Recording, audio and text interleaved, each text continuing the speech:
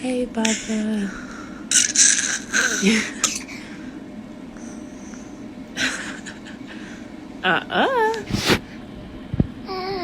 Say hey. On June 16, 2025, at 7 p.m., a shooting occurred inside the McDonald's located at 132 Stribling Lane in Brandon, Mississippi. Surveillance footage shows 25-year-old Kianna Jackson entering the restaurant with her 2 children. She walked toward the counter area and remained inside for several minutes. Shortly after, 27-year-old Jhonterryes Dampier entered the building. Security cameras captured both individuals in the same area. Witness statements indicate a brief verbal exchange took place. Within moments, gunfire was reported. Multiple rounds were discharged. Injured following a shooting at a McDonald's in Brandon. We have just learned the victim was identified as 25-year-old Kianna Jackson. The shooting happened just after 6 o'clock last night near the McDonald's on Stribling Lane, just south of the interstate exit of Crossgates Boulevard. Brandon's police chief says officers arrived at the scene where Jackson had been shot and killed. A second person identified as the suspect was also found with a self-inflicted gunshot wound. The suspect was taken to a local hospital for treatment. The chief says the incident appears to be isolated and there's no ongoing threat to the public. Customers moved toward exits. Employees sought safety in non-public areas. Brandon Police Department received several 911 calls reporting an active shooter. Officers were dispatched and arrived on scene within minutes. Upon entry, law enforcement located Jackson on the floor, unresponsive with gunshot wounds. Dampier was found nearby with a self-inflicted gunshot wound. Emergency medical personnel pronounced Jackson deceased at the scene. Dampier was transported by ambulance to a medical facility in critical condition. Police secured the restaurant, collected physical evidence, and obtained statements from witnesses present during the incident. Preliminary investigation determined the event to be a domestic violence-related shooting. Ballistics analysis confirmed the rounds were fired from a single firearm recovered at the scene. On June 18, 2025, Dampier was pronounced dead at the hospital as a result of his injuries. With both involved individuals deceased, the case was closed as a murder-suicide. If you're captivated by real crime stories that peel back the layers of truth, make sure to hit that subscribe button. Your support means the world to us as we uncover real cases, raise awareness, and give a voice to the voiceless. Before we dive into today's story, we want to hear from you. Where are you tuning in from? And how do you feel as the story unfolds? Welcome to Deadly Crime Unmasked, the show where we expose the shocking crimes that rip through communities and the chilling secrets lurking behind closed doors. These are real people, real events, real consequences. Don't forget to subscribe and activate notifications. You won't want to miss the gripping story that's coming up. Now let's dive in. Kianna Jackson was a 25-year-old woman living in Pearl, Mississippi, at the time of her death. She had long-standing roots in the state and maintained close connections to family members in the central Mississippi region, including parents, siblings, and extended relatives. Although her exact place of birth was not released in public records, she is believed to have spent the majority of her life in Mississippi, attending local schools and growing up within a close-knit family environment. Media photographs depict her as a young adult woman of medium build with dark hair. Details about her exact height, weight, and other physical descriptors were not provided in official police statements. Jackson's educational background has not been extensively documented in the media, and there is no official record available of her participating in local community programs or public organizations during her youth. At the time of her death, no formal disclosure was made regarding her current employment position, the company she worked for, or her work history. Investigative reports focused primarily on her personal life and the events of the shooting rather than her career. In her personal life, Jackson had been in a long-term romantic relationship with Jhonterryes Dampier, a 27-year-old man from Mendenhall, Mississippi. Their relationship produced 2 children, a daughter aged 5 and a son aged 3. Public records do not confirm whether they were married, but they were co-parents, and their lives were interconnected through shared parenting responsibilities. At the time of the incident, Jackson was residing in Pearl with her children, though it is not publicly documented whether Dampier was living in the same home. Jhonterryes Dampier, the man identified by police as the shooter, was 27 years old and a resident of Mendenhall, Mississippi. He was known to have lived in Mendenhall and possibly other areas in the state prior to the incident. Like Jackson, Dampier's educational history, employment details, and earlier life experiences were not included in police briefings or media reports, leaving limited public information about his career path or work status in the period leading up to the shooting. Family members of Dampier live in central Mississippi, but specific names and relationships have not been disclosed in official statements. The relationship between Dampier and Jackson was both romantic and parental in nature, as they shared the responsibility of raising their two young children. While no court documents or police records have been made public to confirm a history of domestic violence or prior legal disputes between them, investigators determined that the fatal shooting on June 16, 2025, was an act of domestic violence. This classification was based on the nature of the relationship, the context of the confrontation, and the fact that it occurred in a public place where the victim's children were present. Publicly available records do not indicate any prior domestic violence arrests or protective orders between Kianna Jackson and Jhonterryes Dampier before June 16, 2025. Brandon Police Chief Joseph French confirmed to local media that investigators had not located any active restraining orders or pending legal filings involving the two at the time of the incident. Law enforcement agencies in both Pearl and Mendenhall were contacted during the investigation to review prior call logs. No police reports were confirmed in connection to domestic disturbance calls involving both parties together.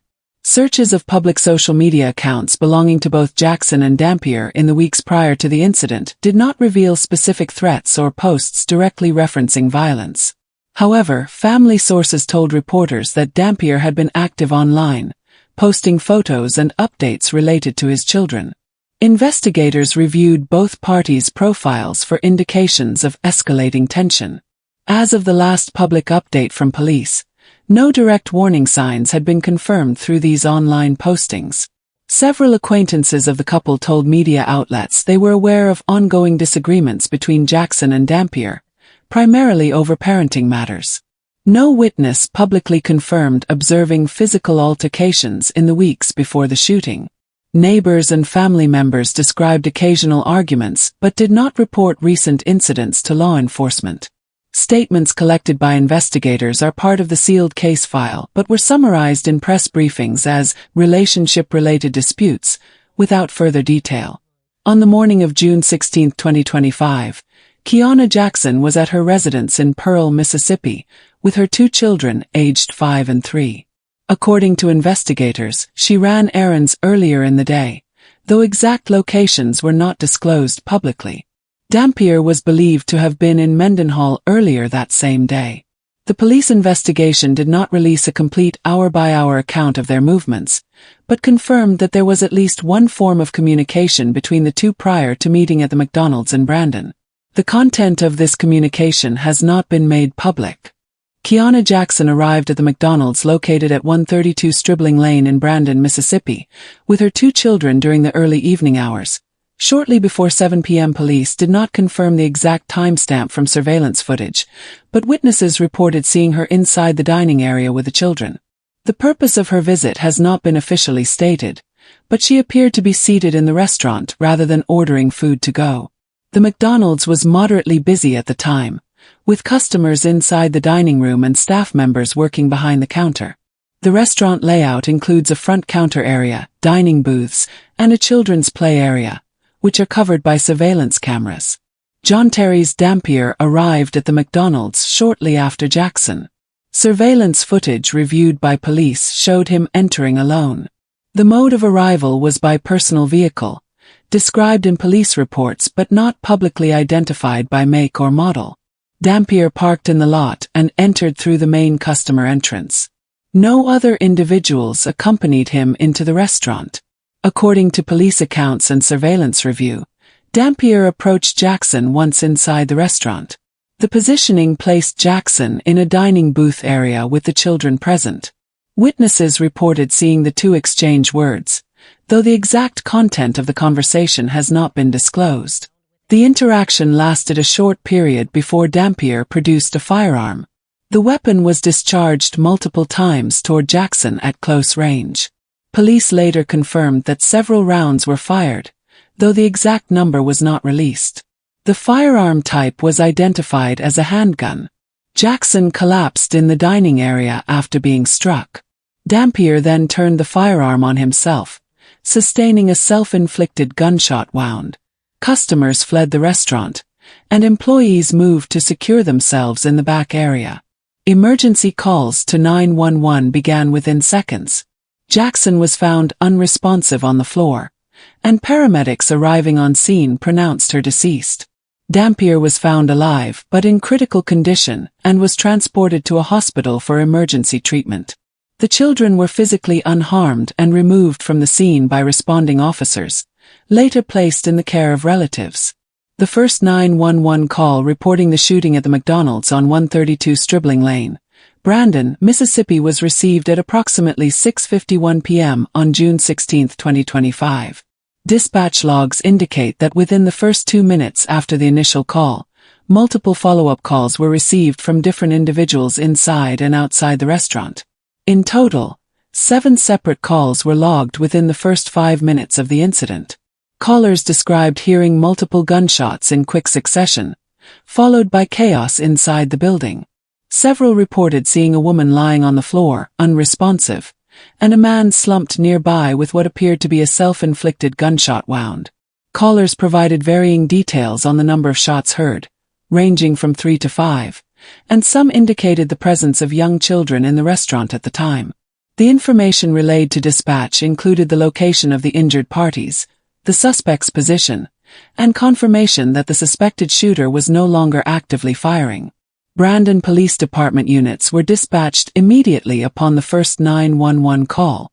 The first patrol car arrived on scene within 4 minutes of the initial report. Additional units followed shortly after, resulting in 6 officers on scene within the first 10 minutes. Upon arrival, officers entered the restaurant with weapons drawn to assess the threat.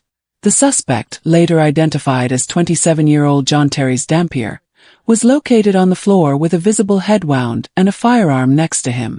The victim, 25-year-old Kianna Jackson, was positioned several feet away, unresponsive. Officers confirmed there was no active threat and began securing the area.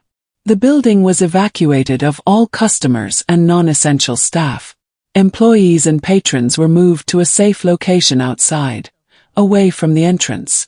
Officers provided basic medical aid until emergency medical services, EMS, arrived, including checking vital signs and controlling access to the scene to preserve evidence. Emergency medical services arrived approximately 8 minutes after the first call to dispatch. Paramedics immediately assessed both Jackson and Dampier. For Jackson, advanced life-saving measures were initiated on scene, including cardiopulmonary resuscitation, CPR, and the use of a defibrillator. Despite these efforts, she was pronounced dead at the scene due to the severity of her injuries. Dampier was found to be alive but in critical condition, with a severe gunshot wound to the head. He was stabilized on site, placed on a stretcher, and transported under police escort to a nearby trauma center. His condition was classified as critical upon arrival at the hospital. Following the removal of the injured parties, the Brandon Police Department's crime scene unit began processing the location. The primary weapon, a semi-automatic handgun, was recovered from the floor near Dampier's body. Multiple spent shell casings were located and marked for evidence collection. Personal belongings of both the victim and suspect, including cell phones, wallets, and keys, were secured. Forensic photography documented the entire scene, capturing the positions of the bodies before removal, the location of the firearm, shell casings, and any blood evidence.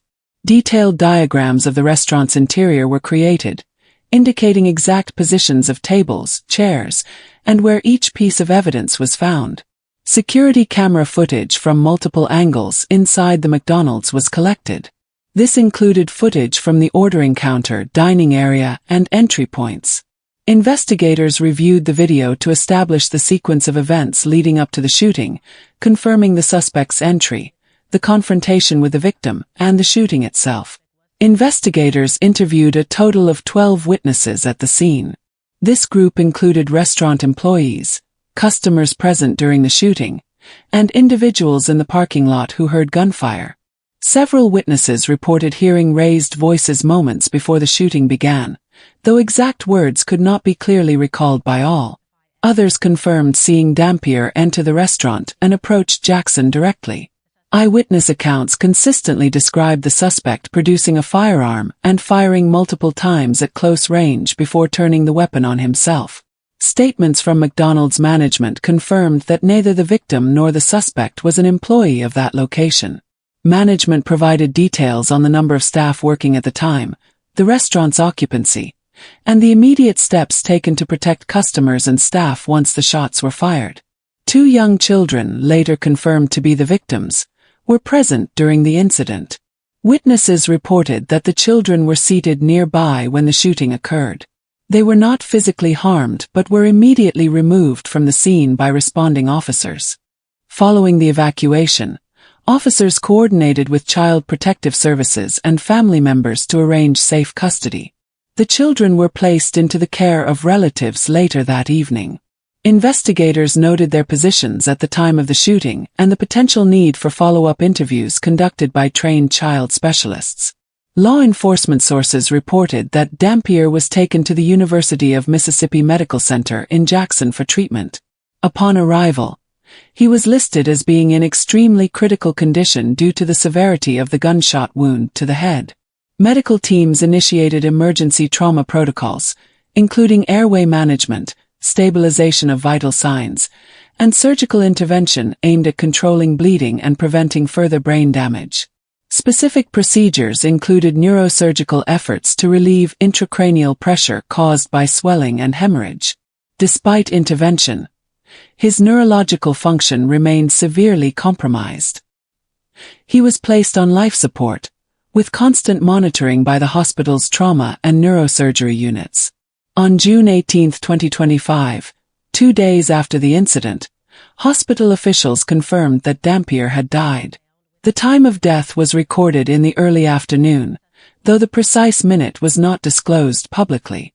The official cause of death was listed as complications from a self-inflicted gunshot wound, as documented by attending medical staff and later confirmed by the Rankin County Coroner's Office. His death eliminated the possibility of a criminal trial, and the matter was closed as a resolved case by law enforcement. In a press conference held shortly after the incident, Brandon Police Chief Joseph French described the shooting as an isolated domestic violence incident that occurred in a public location. He emphasized that evidence collected at the scene, witness statements, and prior information about the relationship between the victim and the suspect all supported this classification. French confirmed that no other suspects were involved, and that the children present during the shooting were unharmed physically. Mayor Butch Lee also addressed the media, focusing on the fact that the incident unfolded in front of minors. He acknowledged the impact on the community and stated that the city was working closely with law enforcement and the McDonald's franchise to ensure all necessary investigative and safety measures were taken. Authorities reiterated that the investigation's findings pointed conclusively to a domestic violence murder-suicide, and that there was no broader threat to the public. With the death of the suspect on June 18, 2025, no charges were filed and no criminal proceedings took place. The case was formally recorded in the Brandon Police Department's files as a completed investigation. The official determination in the police records lists: Kianna Jackson, deceased from gunshot wounds. Jhonterryes Dampier, deceased from self-inflicted gunshot wound. Closed, murder-suicide. The McDonald's location where the incident occurred is operated by O'Farrell Management Group. Following the shooting, the company issued a public statement expressing condolences to those affected and acknowledging the incident's severity. They confirmed full cooperation with law enforcement during the investigation and stated that counseling services were made available to employees who were present during the shooting. Additionally, The restaurant temporarily closed operations to allow forensic teams unrestricted access and to permit staff to recover from the immediate aftermath. On June 18, 2025, a GoFundMe campaign was launched by members of Kianna Jackson's family. The stated goal was to raise $22,000 to cover funeral expenses and to establish a trust fund for her 2 children, a 5-year-old daughter and a 3-year-old son. Within 4 days, the fundraiser had reached over $15,000, supported by contributions from friends, acquaintances, and members of the broader Mississippi community. The campaign page included basic biographical information about Jackson, photographs, and details on how the funds would be allocated, noting that any surplus would be placed in long-term accounts to support the children's upbringing and education.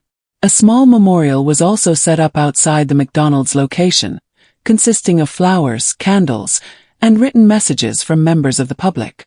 Initial coverage of the shooting was provided by multiple Mississippi news outlets, including WLBT, WAPT, and Dark Horse Press, all reporting the incident within hours of its occurrence. National media outlets such as People later published detailed follow-up stories identifying the victim and suspect and confirming the domestic violence context. Follow-up reporting included interviews with Brandon Police Chief Joseph French and Mayor Butch Lee, as well as statements from family members through the GoFundMe page. Coverage also highlighted the presence of the victim's 2 young children during the incident, the sequence of events inside the restaurant, and the eventual death of the shooter. Subsequent reports focused on the broader implications for domestic violence awareness in Mississippi, with law enforcement urging community members to report warning signs early and seek intervention when threats are perceived. If this story gripped your heart and left you questioning the truth, don't forget to hit that like button and share it with others who need to hear it. For more chilling true crime stories that dive deep into the mysteries behind these tragedies, make sure to subscribe to our channel and turn on the notification bell. You won't want to miss our latest updates, investigations, and thought-provoking discussions. Thank you for being part of this journey with us as we uncover the truth and seek justice. Together we can make a difference. Stay safe, stay aware, and we'll see you in the next one.